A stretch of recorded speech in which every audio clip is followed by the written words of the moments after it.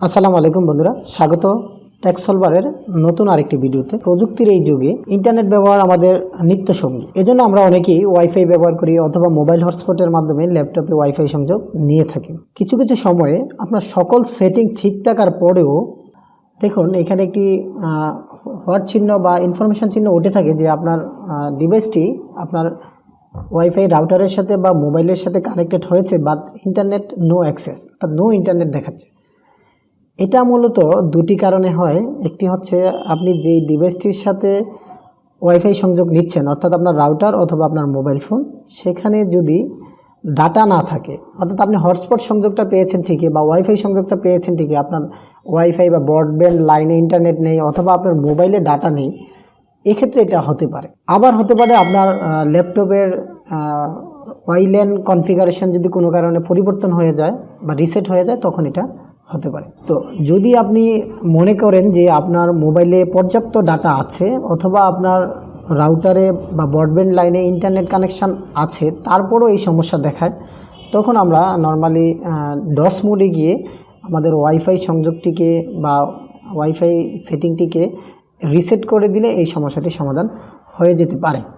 তো আমি দেখাচ্ছি কিভাবে আপনারা ডস মোডে গিয়ে এই সংযোগটিকে রিসেট করবেন।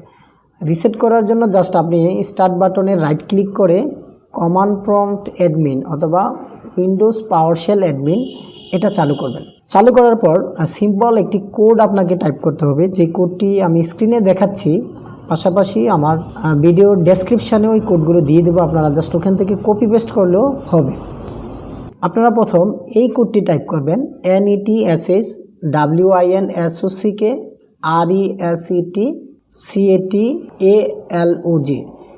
এটা টাইপ করে কিবোর্ড থেকে এন্টার প্রেস করবেন। তাহলে আপনার কাছে মেসেজ আসবে, successfully reset the Winsock catalogue.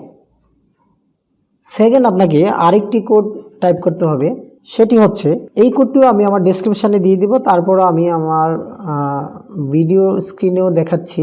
আপনারা ডেসক্রিপশান বক্স থেকে কোডটি কপি করতে পারেন। কোডটি হচ্ছে netsh INTIPv4 reset.log এবং কিবোর্ড থেকে পুনরায় আবার এন্টার প্রেস করবেন। এন্টার প্রেস করলে আপনার সামনে অনেকগুলো কমান্ড এসে হাজির হবে। সবগুলো কমান্ড রিসেটিং এবং শেষে ওকে লেখা থাকবে।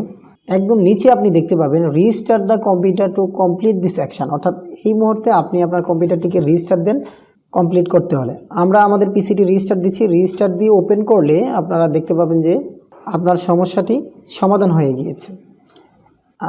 আশা করি প্রথম ধাপে আপনার সমস্যাটি সমাধান হয়ে যাবে সম্পূর্ণ। তারপরেও যদি সমস্যাটি সমাধান না হয়, আপনাকে যা করতে হবে, স্টার্ট মেনুতে রাইট বাটনে ক্লিক করে ওপেন করবেন ডিভাইস ম্যানেজার। ডিভাইস ম্যানেজারে গিয়ে আপনি খুঁজে বের করবেন আপনার ওয়্যারলেস অ্যাডাপ্টারটিকে, অর্থাৎ নেটওয়ার্ক অ্যাডাপ্টারটিকে আপনি খুঁজে বের করবেন। নেটওয়ার্ক অ্যাডাপ্টারটি খুঁজে বের করে এটা ড্রপডাউনে ক্লিক করবেন। ড্রপডাউনে ক্লিক করলে আপনি দেখতে পাবেন যে ড্রাইভারটি, যে ব্র্যান্ডের ড্রাইভারটি ব্যবহার করেন সেটি দেখতে পাবেন। সেটিতে রাইট বাটন ক্লিক করে আপনি এটাকে আনইনস্টল করবেন। আনইনস্টল করার পর কম্পিউটার রিস্টার্ট দিলে এটা অটো ইনস্টল নেবে, অথবা উপরে অ্যাকশান থেকে আপনি স্ক্যান ফর হার্ডওয়্যার চেঞ্জ এই অপশানটি সিলেক্ট করলেও সে অটোমেটিক্যালি এটা আবার ইনস্টল করে দেবে। আশা করি প্রথম ধাপে আপনার এই সমস্যাটি সমাধান না হলে সেকেন্ড ধাপে এসে এই সমস্যাটি সম্পূর্ণরূপে দূরীভূত হবে। তো বন্ধুরা, যদি ভিডিওটি আপনাদের সামান্যতম উপকারে লেগে আসে, তাহলে অবশ্যই চ্যানেলটি সাবস্ক্রাইব করবেন এবং ভিডিওটি বেশি বেশি শেয়ার করে আপনার বন্ধুদের মাঝে ছড়িয়ে দিবেন। ভালো থাকবেন। আল্লাহ হাফিজ।